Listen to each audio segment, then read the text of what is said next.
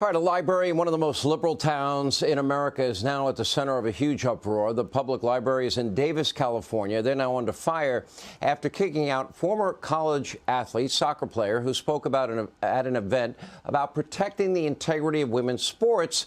She was thrown out for supposedly misgendering people during her remarks. Take a look at this. I played college soccer. When I played college soccer, my freshman year. Prejudice and hatred is not welcome in Davis. Please record this because we've only sent this to Can you tell me why am I being asked to leave? Because you were talking about misgender, you were talking about men and female. We should also mention that this very same library was the subject of a bomb threat, briefly closing the area around it today. And while the incident is still under investigation, it goes without saying that on this show, we condemn any form of violence or even the threat of it. Now, the woman that you see in that video, Sophia Lorey, reached out to Riley Gaines and the Riley Gaines Center at the Leadership Institute to get her story out. She joins us now, along with the director of that center, Riley Gaines herself. Good to see you, Sophia. Now, my understanding is, first and foremost here, that before you even told your story, you were accused of misgendering people. Is that true? You didn't even get to tell any of your story? Correct.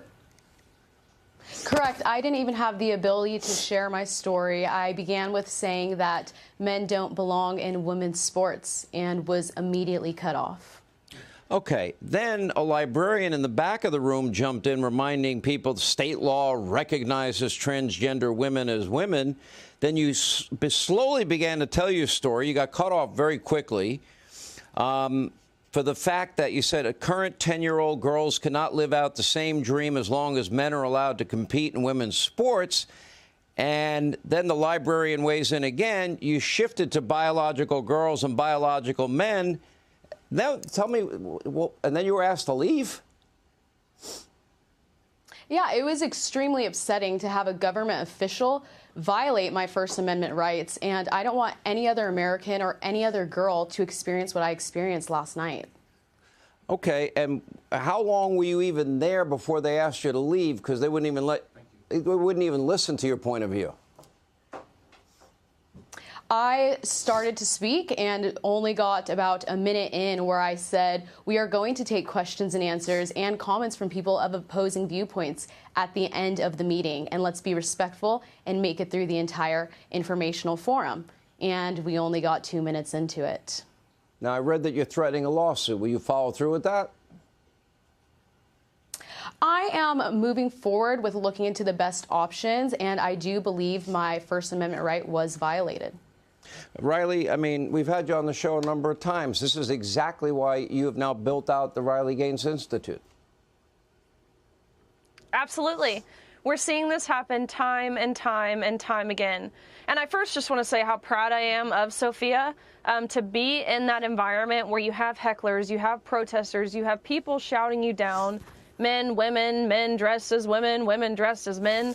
That's a really, really scary environment. But to stick your ground, stay true to your conviction and speak your heart, that's a true testament of someone who's brave. So, Sophia, I couldn't be more grateful for you. But you're exactly right, Sean. That's exactly what the Riley Gaines Center was created for, is to help get stories out like Sophia's. Let me ask you, have you built out as part of your center any legal foundation, or do you have any lawyers that are willing to help in cases like this so they can stop the suppression of freedom of speech? I don't care whether people like it or not. Nobody had to go to this event. They weren't forced to go there. And if they didn't want to hear the arguments on the other side, they could have quietly left and allow other people to hear Sophia's point of view. Will you challenge this legally? Do you have lawyers willing to support you? Absolutely. We are building out a legal team now, which is incredible news because, just as you mentioned, the freedom of speech is under threat. Again, we're seeing it in college campuses. We're seeing it in regards to the media, academia, corporate America. There are so many different realms where we're seeing this threat really have us in a chokehold, which is a pretty chilling thought, to be totally frank. It's a pretty Marxist ideology to threaten our First Amendment rights, but we're seeing it time and time again. So definitely building out a legal team. I support both of you in your efforts to protect women's sports, especially at the collegiate level, having a daughter that is an athlete. So anyway, thank you both. We appreciate the good work, and thanks for telling us your story, and best of luck, Sophia.